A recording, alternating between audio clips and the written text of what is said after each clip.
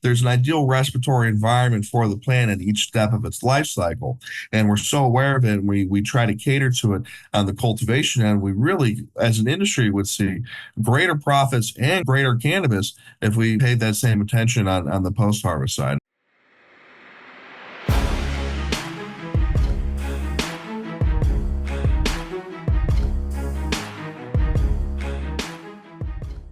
What's up, guys? Welcome back to another episode of The Dime. I'm Brian Fields, and with me, as always, is Kellen Finney. And this week, we got a very special guest, Jack Grover, co-founder of Grove Bags. Jack, thanks for taking time. How you doing today? I'm doing awesome, guys. Thanks so much for having me. This is a really killer way for me to end up the day. I've been a fan of the show, and I'm really excited to hang out today and kind of nerd out with you guys. Yeah, I'm excited to dive in. Kellen, how are you doing? Doing really well. Really excited to talk to Jack. Really excited to dive into all of the nuances that go into delivering the cannabis plant to the consumer. That kind of like last mile, I guess you could say, is the bag, right? And so really excited to learn all the nuances associated with that. And I think I'm excited to talk to a new coast, maybe. I think we chatted before the episode. I'll let Jack kind of position himself. But first, Brian, how are you? I'm stoked. And I think there's a bunch of topics today that I'm really excited about, things that I'm not so familiar with that I'm really excited to dive a little deeper into. And Jack, that's true. We do have a little East Coast, West Coast battle. I'm going to have to put you on the map. But I think it's really important. Like when we talk about like your upbringing and your education, if you had to put yourself like on the coast, East Coast or West Coast, which one are you taking? I'm putting myself on the North Coast, man. We're here in Cleveland, southernmost city on the Great Lakes. 20% of the U.S. population lives on the Great Lakes. 25% of Canadian population lives on the Great Lakes. I don't think you can talk about the U.S. or weed in the U.S. without talking about our region. I love it. I love it. I love it. So let's dive in. So for our listeners unfamiliar about you, can you give a quick background about yourself and how you found your way to the cannabis space? Absolutely. So found my way to the cannabis space, like a lot of us, through patient experience. My brother, Charlie, my older brother, has cerebral palsy and suffers from that quite a bit and finds a huge amount of relief from his relationship with cannabis. And got interested in cannabis because I saw what it's done for him in his life, and started growing it, and sampling Cali Medical with him, and really understanding the plant and the life cycle plant, because he moved out to LA for law school in '03. And when you talk about the incredible places, I will give the West Coast, it's deserves shout out, as the East Coast deserves here as well. But West Coast is a tremendous place. Not there's ever been a good time or a good place to be someone who suffers with cerebral palsy, but LA is a very mindful, community-based place in a lot of ways. And he just really has a great quality of life out there. And a big part of that is medical cannabis. So when he went out there in '03, it changed his relationship, with his life and with himself as well. Because, being on so many pharmaceutical drugs for this condition, and then you've got two pills for, the side effects of that pill. And it's kind of an endless merry-go-round. And cannabis really been able to simplify and elevate his life. And for me, I've had back surgery and had spinal reconstruction, and used medicinal cannabis there as well. So I've got a real relationship with the plant that kind of, not that smoking with your friends in college, or when after a high school football game isn't acceptable and isn't great in and of itself. I've always had a very medical relationship, a deeper relationship with the plant. And fast forward to Grove Bags, we saw everything that was going in the cannabis industry, and we were young guys and excited and thrilled, and we had grown some weed ourselves and realized, like, hey, there's a lot about this that people don't understand. There's big opportunities to standardize and elevate and deepen the understanding, and create value added processes and products, and that are going to really elevate this space. Let's try that. That would be cool. And that was almost 9 years ago. It'll be 9 years ago in March. So in that time, we've worked with thousands of cultivation facilities in more than 70 countries. Personally, I've been in over 1,000 cultivation sites at this point. Our team's been across all of several thousand. So we've really had a privileged perch to see the global cannabis industry grow and develop up until this point. It's really been an amazing part of the industry to be in, just because it allows us to see so much. I love it, and I appreciate that breakdown. So take us through quickly Grove Bags, its value in the market, and Terploc technology. So Grove Bags was started, we wanted to make your favorite growers' favorite products. And what we mean by that is, we really respected the difficulty, cost, dedication, energy, time, soul, sweat, blood, tears, investment into cultivating that the best cultivators in the world really put into it. And we've been lucky enough to meet a lot of those people that I consider, the best, and people that are, really sacrificed, real pioneers, people that were into cannabis and passionate about cannabis and have been stewards of cannabis, long before it was cool, or even, in a mild gray area. Um, but we felt that those people had really, because they've had to operate, because this industry's had to operate in the dark, there's a lot of conflicting info and everything and methodology. So if we rewind 9 years ago, the post-harvest life cycle of the plant is actually a very debatable area. And there's a lot of different opinions there. There's not a lot of data. There's not a lot of, incidental, anecdotal data from market experience. And when you start talking to people about, well, when you come out of the dry room, you want to be at this water activity level, blah, blah, blah, people's eyes would, glaze over. Cannabis was moving very quickly. Operational efficiency didn't matter. Post-harvest curing and post-harvest optimization didn't matter. And it really wasn't until we had the first Oregon outdoor glut, that people actually mass started thinking about, well, how do we preserve the quality of this harvest so I can sell in 3 months when the price of flour, rebounds a little bit from the summer glut? And the industry has naturally kind of grown since then in terms of, its need for, operational supremacy, but also the industry has grown in terms of its understanding of, the quality of flour and the life cycle of product, and how different things like water content, moisture activity level in flour directly relate to both brand quality and bottom line, profitability of these different businesses. If you're growing 10,000 pounds of flour, let's say, you got, 4.54, million grams of flour at the end of the day, right? If you are losing 3% of your harvest or so, or you have a, suboptimal, dry cure process where you're losing 3% of good moisture weight, not free water that you want to expel, but good bound water, good moisture weight, that's a straight cash in your bottom line. It's got huge implications. So we're kind of in a different era of cannabis now in that regard. Kind of talk us through the journey of like, you just dropped a lot of buzzwords in terms of moisture activity, water Oh content, how yeah, that sorry. impacts us. No, but I'm curious, like your guys' journey to like understand why these are the variables that are impacting quality. Was it like, of course, working with a lot of the growers, and then like, did you guys test out different bags and just like look at the Great water question. activity at one time, or like was it like a shotgun approach? Like, how did you and your team kind of navigate that? It sounds like a pretty wild situation.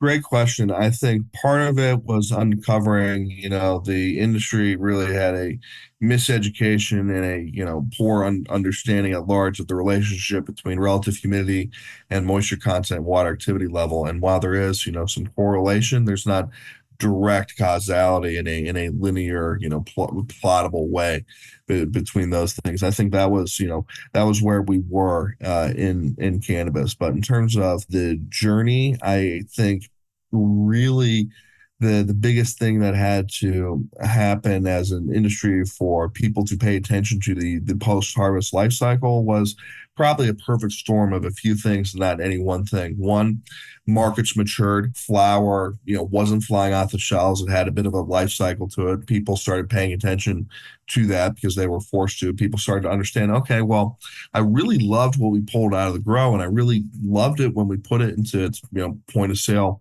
final packaging. But now that I've opened up and it's point of sale final packaging, whether it's a pop top or a bag or a Terploc bag or a jar or a square container or a round container, any of these different form factors, all preaching their own, methodologies or value propositions. At the end of the day, that flower came out and it just wasn't what I was expecting. I didn't enjoy it the way I enjoyed it when we put it in there. That's really kind of been the start of our journey. But in terms of really deepening our understanding, well, a lot of it was comparative studies.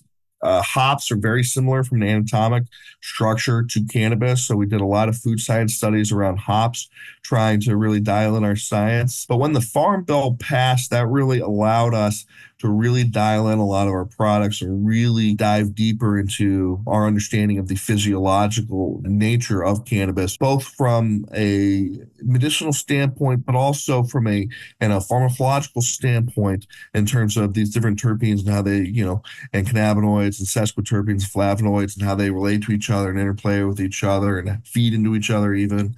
But that whole other side of it, the food science side, is, well, these fatty lipids called terpenes that, have all the good things, the fruit of this cannabis tree, so to speak. Um, what is it about those that make them fragile? How do they respond to the plant? So once the Farm Bill passed, we were really able to do food grade studies on high terpene content hemp, and that was really kind of formed a lot of our initial theories and understandings that we've been confirming and continuing to research with partners like Cannabis Research Coalition and Beta Labs, and a lot of these other thought leaders in the space as we continue down that path. One of the things we actually recently confirmed in our new CRC study was that we were technically right, because the residual sugars and glucoses in the flower or in the plant material were being consumed in an ideal climate to create sesquiterpenes and residual cannabinoids. And there actually is a residual digestive process that is happening enzymatically within the plant, even after you have, quote unquote, cut it and dried it. It still has, a volatile organic nature to it. So that's been pretty interesting. But then again, we've discovered hundreds of new minor cannabinoids and subcannabinoids in the last 9 years. That we as a collective industry were suspicious of doing research in, but had not yet confirmed. We're really at a very different time in terms of our industry's scientific understanding of the nature of the plant and how to, deliver it in its very best form to our consumers and patients and our stakeholders. So just want to make sure that we're on the same page here. So everyone who's not so sure. So you're harvesting the plant, then you go to cure it, and there's a proper environment that the plant wants to be in order to maximize those terpenes. Exactly. One of the things that we found is this very interesting relationship between not only temperature and moisture and relative humidity in terms of the life cycle of the flower and the curing of the flower, but everybody now is really focused on talking about, well, the gas mixtures within our grow rooms, right? And having the ideal gas mixtures in the grow rooms. It's actually ideal gas mixtures in our curing environments as well. So there's an ideal respiratory environment for the plant at each step of its life cycle. And we're so aware of it, and we try to cater to it on the cultivation end. We really, as an industry, would see greater profits and greater cannabis if we paid that same attention on the post-harvest side and that same thoughtfulness. Does each strain enjoy the same kind of gas combination post-harvest? So that's actually a really, really great question. That's a really perceptive question. At this point, we've packaged tens and tens of millions of pounds around the world. A lot of brilliant, passionate, really scientific, much smarter than myself people.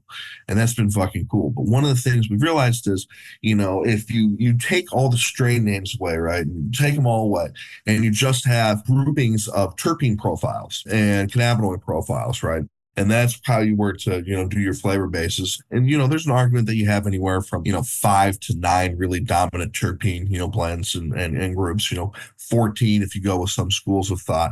But really, for the purposes of our conversation here, you've got about 5 to 7 or 8 dominant terpene profiles that actually do, and there is some scientific justification for that they do prefer different environments and different gas mixtures. Not wildly different, but it is very possible that we could say, a few years from now, we actually have 5 Terplocs, and depending on your dominant terpene combinations, you want to use actually a slightly different water activity level, and you want to actually maintain slightly different temperatures and reactive dew points given to, if you have a very heavy linalool versus something that's very dominant limonene or piney, and that's pretty cool, and that's one of the expressions of the plant as we kind of move, as both as a cannabis industry, as a packaging industry, towards very specific effects on the cannabis industry and very catered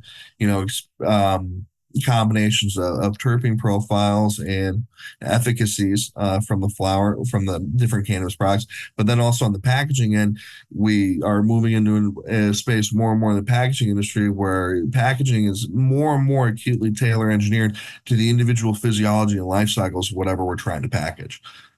So we're kind of at this cool intersection between the two, where we're really as a whole collective, global community between packaging professionals and flexible packaging people and agricultural scientists and cannabis people, making some cool stuff. They seem like they go hand in hand, right? If you don't really spend the time and the effort kind of working with the plant, the post-harvesting standpoint, then it kind of gets to the consumer after it's been packaged, and the consumer might feel a certain way. Obviously, there's a bunch of time in between, but it seems like all of those steps are really delicate in order to make sure the consumer gets the type of product and the type of terpene response that they're looking for when they first open that package. Is that on the same page? Yeah, I think that's a very, very, good way to put it. I think one of the big things that we've always, tried to do is take this, big, complicated, kind of hairy thing, and that has a lot of voodoo sciences, like, oh, snapping that stem at exactly 90 degrees, and kind of these relative dialed in, feel and touch sciences, and really trying to put some hard barometers and numerical quantitative values around these qualitative experiences. That's been, that's a privilege and a responsibility, we feel, and we feel we're affecting the space, and having success in the space. We're helping people provide to customers and patients flower that really reflects the experience and the sophistication and the flavors and the effects that they had intentioned when that flower was coming out of the cultivation room or field or what have you. How long do you think, like, realistically speaking, you could keep flour good in a bag? Like, you know what I mean? Like, what do you think, like, is like the full time, like, with all the science involved? What do you As think long you as could you're do? not abusing the dew point of the flower, and as far as our bags are concerned, we've had test batches run out as far as 4 years. Now, those test batches, What? I will give the asterisk that those test batches were kept precisely between 55 and 68 Yeah, degrees there's more to Fahrenheit. it for And sure. the reason for that is around the respiration of terpenes and the releasing of volatile organic compounds in the headspace of the package. And, having, one of the big things about Terploc is Terploc doesn't release those VOCs. It holds them in the headspace and gives them an opportunity to reattach the flower. That's one of the ways that Terploc maintains 40% more terpenes and cannabinoids versus other packaging methods. Wait, hold on. Say that again. Reattach to the flower. Can you explain that? So what's going on, right? If you've That's why they got hang dry, right? So you hang dry because it drives sugars to create the terpenes. And what you're doing is, with the Terploc technology, you've created a sealed vessel. So normally it's a one-way spout, right, where you're taking sugar, converting it to terpenes. But now, because the terpenes can't go bye-bye, they're stuck in that little bag with the sealed technology. It stops the metabolic process in the flower from an inhibition standpoint. so if we're gonna look at some bad drawings, right? We've got This is a flour in tough here. audio section right now. That's our little flower. And then yes, I'm gonna Just, just more of an engineer than an artist. no, But no. we, But I meant more. Tell people you're pointing to a drawing for the yeah, people who are listening. so we've got, the sealed container here and unsealed here. This sealed container, this cannabis flower, is not stable in here. And this is just a sealed high barrier environment, right? So what's happening in here is the cannabis is going through temperature fluctuations and going through stress points, agitations, whatever. Volatile organic compounds are being released from the flower. When we're going through a burping process or a flush or an evacuation process, those volatile compounds don't have the opportunity to reattach the flower in a stabilized environment. They are lost in a purging, flushing, evacuatory stage. So I would say curing, if you are not doing curing, if you're doing a purge or a flush or an evacuation, that is a dry stage, because you have so much moisture content still within the flower that you need a total evacuative gas exchange to cut down on microbial occurrence risks. So two very different things there. But yeah, I apologize for the bad drawings. But yeah, you can imagine these little volatile organic compounds in this, very well drawn open jar. These little volatile compounds, great stuff, medicinal value, escaping. How long does it take internally to come up with these elements? Did you? I know you leaned on the hops industry and some of the farm bill research, but I guess from a wider standpoint, what percentage of the industry is focused on the post-harvest aspects, diving deep into these areas? Is it a small aspect? Is it a big aspect? How would you break that down? Great question. I would say holistically in the United States and globally, because we're in a new era of cannabis. There's a lot of knowledge sharing. There's a lot of collaboration. And now there's, a lot of best practices rising to the top across every little angle, niche aspect of the industry that you can imagine. Um, I would say probably 80, 85% of cultivators worldwide, even the home growers, even which, I come from home growing. Like that's a very important part of our space and our ethos. No ifs, ands, or buts about it. Full stop for me. But even home growers are not to knock them, but they're not not full time commercial business growers. Even they're aware of the importance of it. There's been a lot of talk about it, a lot of knowledge base, and a lot of input, a lot of emphasis built around it. And you've got a lot of cup winning growers, and they talk about, well, part of their process is, they have a very specific, very controlled post harvest process and post harvest product protocol. And, we like to flatter ourselves and think we've helped encourage them to be critical and scientific about that part of their process. So let's take it now to the consumer aspect, right? Because we talked about it from like an operational aspect, how it's produced.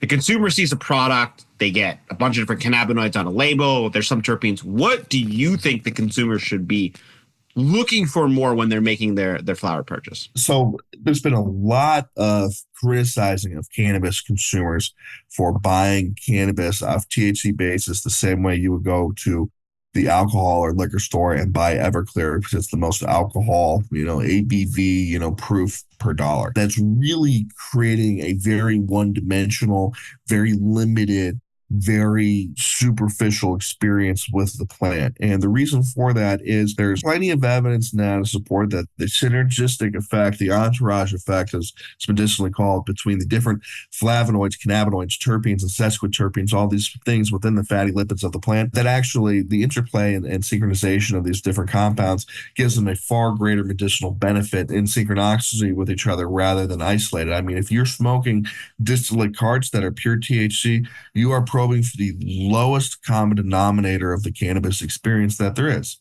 And not that there's not room for those products in the industry, not that people don't enjoy them, but that's just a fact because there are thousands of other, chemicals and medicinal compounds within that cannabis plant that you have eliminated and you have filtered out. So allowing the plant's natural interplay of these value medicinal compounds has a far, far stronger effect. So real, whole full spectrum flower without artificial botanical terpenes or synthetic, terpenes and flavorings, true cannabis product that has the full spectrum benefit that really has the outsized effect on the consumer. And for me, I've smoked, I've participated in, I've been blessed enough to participate in pheno hunts of guys flower who I got, cussied on back when I started this business. I've really been blessed.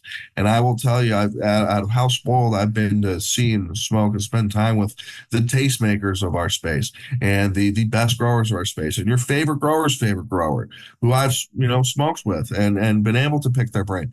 I would rather have their higher terpene stuff and sacrifice some THC percentage because overall I will have a better high, if you want to call it that, and even a high. I don't like the term high. We'll have a better medicinal experience. A deeper one, and I'm not talking deeper in terms of spirituality, third eye standpoint. I'm talking deeper. You scientifically will get higher. We'll have a more potency. We'll have a richer medical effect. When people, a lot of people are in the know enough now to know about Rick Simpson oil. Okay, well, the reason Rick Simpson oil is so lauded and whatnot is that's a very full spectrum plant product. And good Rick Simpson oil, that's a full spectrum plant product. That's why it's so effective medicinally. Why would you rob yourself of that on your daily cannabis ritual? But then again, I'm one of those people that I don't believe there is recreational cannabis use. I think it's medicinal. I think if you're doing it in a social way, that's socialized medicine, so in a social form, that's socializing your medicinal intake in a very real way. But I think all cannabis use is medicinal. And we pray, if we're a cancer patient, we seek out RSO, because we want these full spectrum medicine. Why don't we want that the rest of the time? Why are we smoking these hot dog water carts that are, barely even getting you high?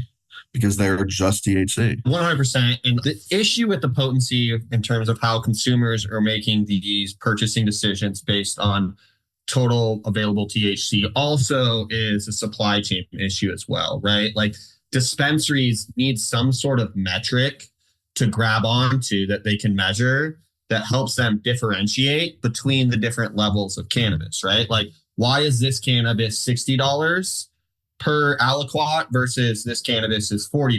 Well, that cannabis is quote unquote better. Well, why is it better? It's better because we need something to grab onto. We need a number. Absolutely. And what has happened is that we're being lazy about it. I know. So, like, is there a way that you could potentially aggregate terpene concentration, cannabinoid concentration, and water activity into some sort of like metric matrix that then takes all of these in to then, because like I hear you, right? Like good outdoor weed tests at like 15 to 18%, and it's a much better experience for the consumer. Look at Mixed Light. Dave from Preferred Gardens is killing it. When you take that to the consumer, how do you justify that it's a better product, right? They're gonna like the everyday guy is gonna be like, well, like what's a terpene? I've never even, you know what I mean? So like they got to smoke it. They got to get educated. How do we do what the wine business does and get people educated and get people passionate? You know, where they are self-scholarly about it. And they get interested in it and they dive in and they have fun with it and they experiment and whatnot. It's not just, you know, mindlessly getting high, you know, or do we want to be as the industry like the big beer brands are, where, you know, the guy picks up his 6-pack of Miller Lite on Friday and that's what he's done for 40 years. And he doesn't, you know, experiment and branch out and have fun with it and become an educated, deep consumer. That's a soul searching question. A lot of vineyards don't make money though. You know, like a lot of vineyards go out of business because it's not a profitable business model, right? Like the distributors make money in that situation. Oh, sometimes, but oh god, those guys just sold Dow. Those guys just sold that thing for over $1 billion fucking dollars. Yeah, they have, but there's a lot of other supply chain aspects associated with that. The current wine industry makes it really hard for like someone who's hyper passionate about grapes to go in and create a product that then like leans on all the different chemicals within grapes to create a product that is viable and then also supports the individual's aspirations to care for the vineyard, right? Like that is a challenging. Of course, it's super hard business model, right? Should it be easier? Absolutely. But we still, you know, see it getting done. You know, Bionic Frog is still out there. You're right. Bionic Frog customers are paying the premium for Bionic Frog, and they're excited about Bionic Frog, and they're excited about this, you know, this responsibly farmed, biodynamic, you know, non-GMO, and they're into it, and it's working. Should there be more of those? Yes. Like, would wine industry be better? Yes. Would America be healthier? Yes. Would America possibly even be happier with a better hobby? Yes. And yeah, I'm definitely not saying all of America should go drink a bottle of wine every night, but smoke more weed. You know, yeah, there are things there to be excited about, you know, and in cannabis, we have the same problems. You know, I've seen social equity overwhelmingly fail in cannabis. I've seen a lot of businesses fail in cannabis. I have seen good businesses be starved out by companies, you know, not paying them in the space. I mean, some of the stuff that we've seen in California happens in a lot of markets where businesses are preying on each other's solvency and saying, well, I'd rather pay, you know, whoever takes you into bankruptcy, you know, 50 cents on the dollar of what I owe you. Like, we see some terrible stuff. Should it be different? Yeah. And it's also like cannabis in Colorado it's really challenging to find enjoyable cannabis. You know, like I have a really hard time finding high quality because of the potency situation and all of these other things that we touched on. You know what I mean? It's just not like quality is really hard to find right now. Colorado's a tough market, but there's some great. Yeah, no, I found the 710. Actually, we gave them another shout out. They don't sponsor the podcast. By the way. They better sponsor the podcast. One more, and they get cut out. Shout out some guys in Colorado. You know. So I guess my question now will be: there's potency testing. People are a little unsure of the accuracy, the number, if it's inflated, if there's lab shopping. Are we there with terpenes? Do we feel comfortable with the accuracy of terpenes? Like, where are we on that front? So you're talking about testing labs, which are a toll business, right? But it's not really working like other toll businesses, other that we think of, right? Because you can go to all these different, you know, testing labs, and you know, depending on how things are written in the state, there can be lots of testing labs, and a lot of these testing labs are in competition with each other and trying to make money. in a very fluid space. So a lot of them are calling customers and saying, well, what do you think it should test? And they're not using all the same equipment. And they're not using the same testing methods. And they're not using the same training and education standards for that equipment. And they're not all cleaning the equipment and taking care of it. We have some equipment, that we use for very specific types of testing for some of our products here at Growth Bags that we know how to use it better, and we have cleaner, better equipment than some of these testing labs that are, doing things. I mean, it's a problem. It's not an even bar, and it's scary because you think about it, like all the problems with regulation in cannabis, and they're regulating cannabis a hell of a lot more than they're regulating our food or our water or our medicine in this country. And even still, it's rife with problems and conflicts of interest. And I don't know what the answer is to testing. I think people continuously try to clean up, and bad actors fizzle out. Yes, that's definitely true. But the lack of cohesion on testing has really been a missed opportunity for cannabis, and because that lack of a consistent standard has prevented people from fully trusting and buying into the industry. So when a lot of these operators complain like, oh, the informal market in my area is still 20, 30, 40, 70% of the market. Well, have you've done the right things to, get consumers to really, jump over to your market, or is it, some degree of crony capitalism? I think that brings up a lot of uncomfortable questions that we're still trying to answer and still trying to solve as an industry. I certainly, I don't, just like America, I don't think there's anything wrong with cannabis that can't be fixed by what's right with cannabis, but we certainly have some things we, should figure out and quickly, given more is going to happen from a legislative standpoint around cannabis in the next 2 years than has happened in the last 20. Undoubtedly. And I continue to think back to the consumer, like that Kellen alluded to, right? When they go into a dispensary and they're looking to buy a product and they're looking for terpenes.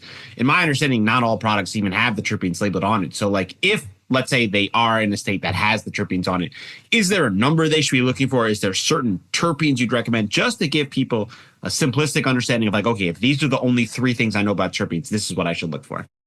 So one, I would say if you are prone to any sort of anxiety or anything, the lemon terp, limonene, is the most polarizing terpene, just as a fun fact and something to keep in mind.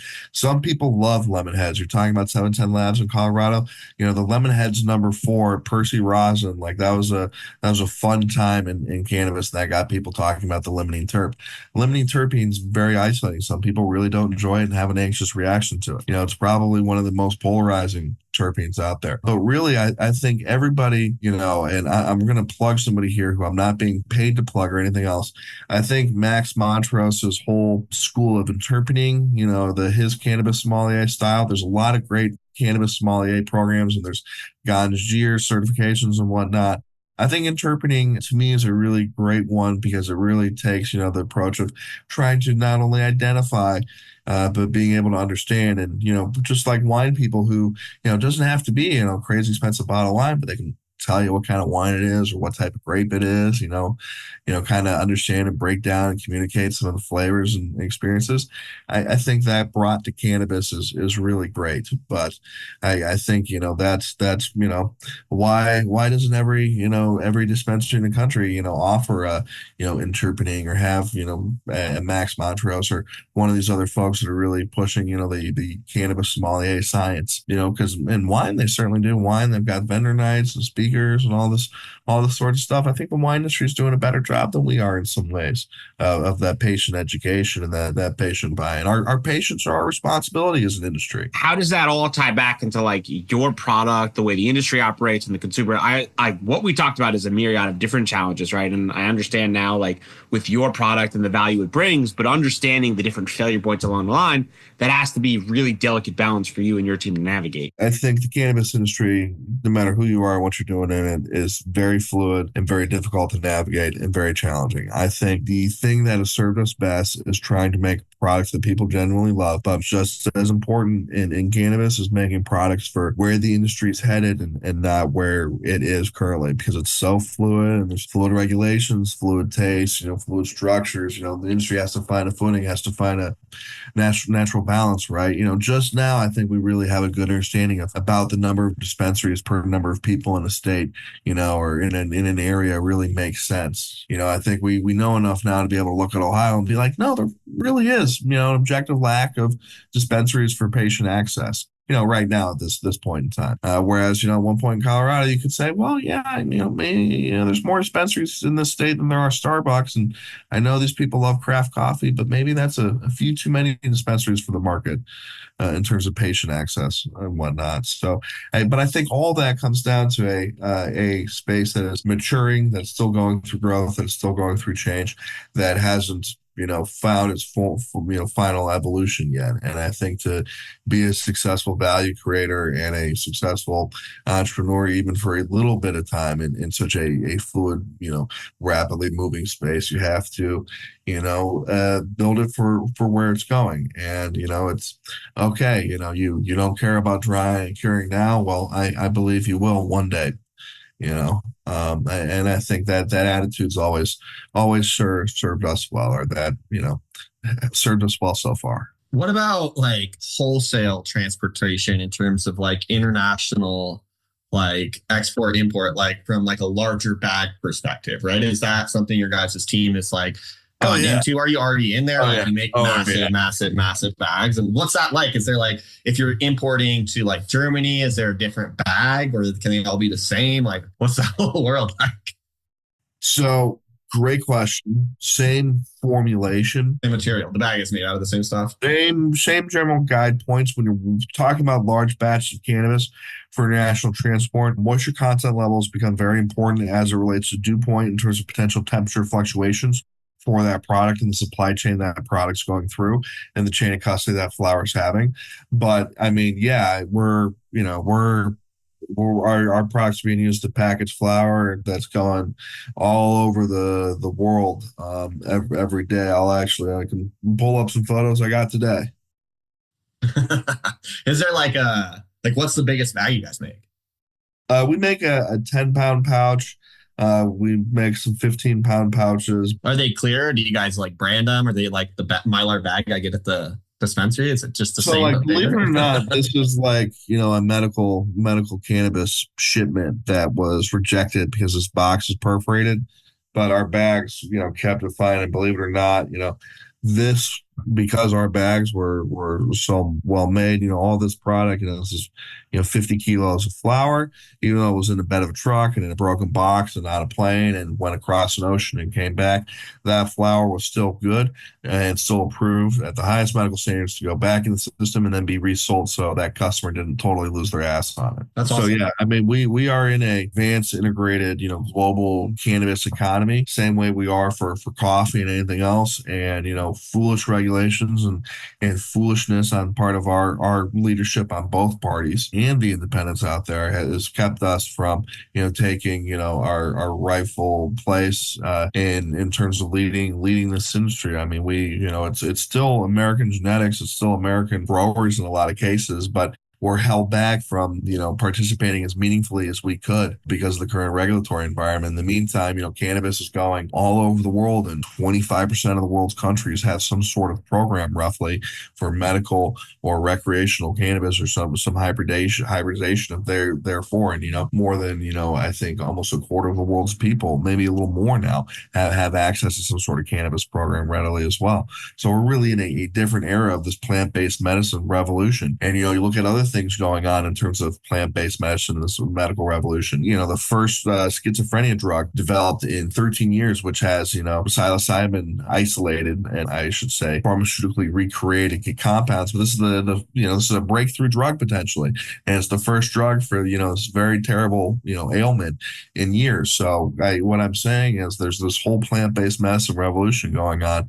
And, we're not participating in it nearly to the full extent we should be because the foolishness of our government, and as we're seeing in everything else in the world, the world is moving on, without us. So it's frustrating to see. I'm seeing flower go, from Canada to Europe, and flower from Israel going into Europe, and flower from South Africa, going into Europe into Israel, and flower from Europe going down to South Africa, and flower from Canada going to Australia, and everything. We've got this global GMP program. The American genetics are in it.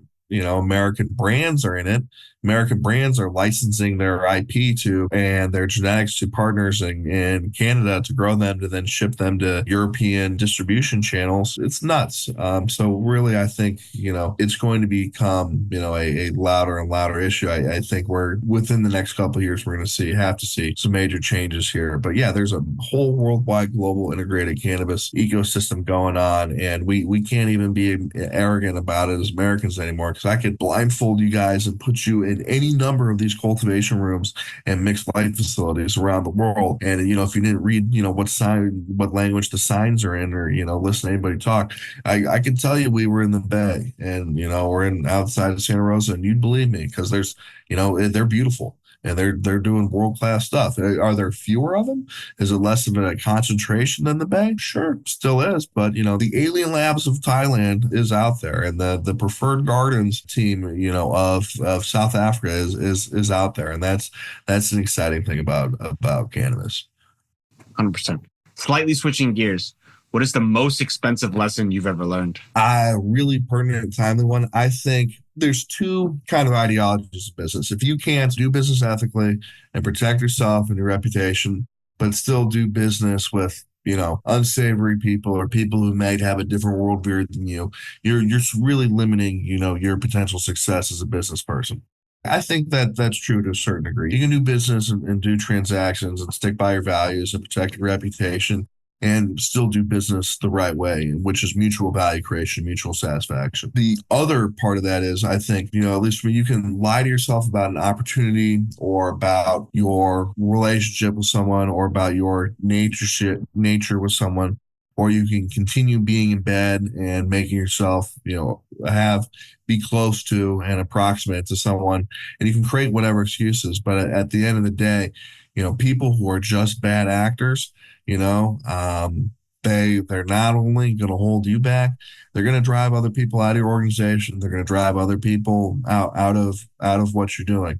So it's important, I think, and it's cost me more than anything else to not know when to say, I guess you have to be aware of who your tribe is, right? Trying to put this as diplomatically and like the most valuable way I can, because it's a fresh lesson. But you got to be aware who you're investing in. You got to be aware who you're making yourself vulnerable to. You got to be aware how you're building yourself up. Even just the expense aside, I look at some of the time I spent with some of these people who, really I did right by, did honorably, by, as far as my conscience is satisfied. And it's a shame, there's so many great people out there. There's so many wonderful opportunities, a fear or allowing myself to be held hostage, made me waste more and more time on people who, weren't good people, didn't share my values or vision. And it prevented me from taking that time and investing that time in, better people, better relationships that could go farther, and allowed myself to be held hostage. And I guess that'd be the best way to put it. You can't allow yourself to be held hostage by fear. When you know something's wrong, when you know something's not the right fit, when you're playing with fire, don't convince yourself to keep enduring it. Don't keep dancing in that burning room. You're gonna create a problem for yourself. I think that's the biggest one. Tell me something. Hopefully well that was said. Oh, I'm sorry. No, that was perfect. It sounds like it was fresh. You did a good job being political about it. Tell me something that's true that nobody agrees with you on. Well, I used to say this in my presentations all the time, like, hey, everybody wants to know what type of business cannabis is. I'll tell you something super fucking unpopular, but I'll tell you what it is. 98% of cannabis is a CPG commodity agribusiness with different quality levels and, different tiers, same as coffee. And people fucking hated that, man. And I love cannabis. I make products for cannabis growers, people that grow cannabis are a lot of my best friends who I spend my day with. I don't think there's many people with more reverence for the profession than me. So I say that with all due respect. I just think that's a market reality. Dream smoking session, 3 people, dead or alive. Jerry Garcia, I would have to go. Kennedy. I don't want to get political here. It's interesting. It's the first time we've heard a presidential candidate talk so much about public health and about the chronic health issues in this country and about the integrity of our food and our medicine and the stewardship that we have for our own people in our own country, right? in that regard. So I would love to add him to that. And I think my third one, I would really love to talk to the original founding editor of High Times. I forget his name, but I think we're talking about counterculture and the evolution of consciousness, and talk about something the public in this country's opinion and vilification and whatnot of cannabis and of the drugs, that whole thing, and it's changed so much, right? I think it's incredible to think about how much public's attitudes, perceptions can change. I think those are three people there with some really interesting perspectives on that, and so I think there's three people there with some really interesting perspectives on life. I think selfishly, I just think it'd be an interesting conversation about, your one's relationship with oneself, because you're talking about, three pretty incredible people there right now. So, closed doors, smoking some true fire, private conversation. Maybe I'll roll some hash holes for them and get them a little off guard. I think that would be an enriching conversation. Love it. Last question for you, Jack. What question do you wish more people asked you? What question do I wish more people asked me? How do you buy weed? How do you buy cannabis? So I've got a whole process, but I go off smell, I go off terpene profiles, I go off feel and touch of it, I go off look, trichome health. I always have a microscope in my bag, especially when I'm doing judging. I might even have a What couple. happens if you don't bring your bag with you? I might even have a couple. I mean, I've got all of my backpacks, everything. I've got Wild keys microscope. Yeah, he just like saw a keychain microscope. You're wondering, it's on his keys. Trichome health and integrity is a very important indicator of flower quality to me. You're like ready to judge wherever. I love this. Like I love what we do. Like, and yeah, in terms of like just revisiting earlier, in terms of bad actors and everything else, like nothing and no one can get in the way of like a good business doing good business, doing right by its customers. That's a very durable thing right there, if you're lucky enough to build that. But I think the way we've done that is I've admitted this before. We got very lucky developing some products that people really found value in.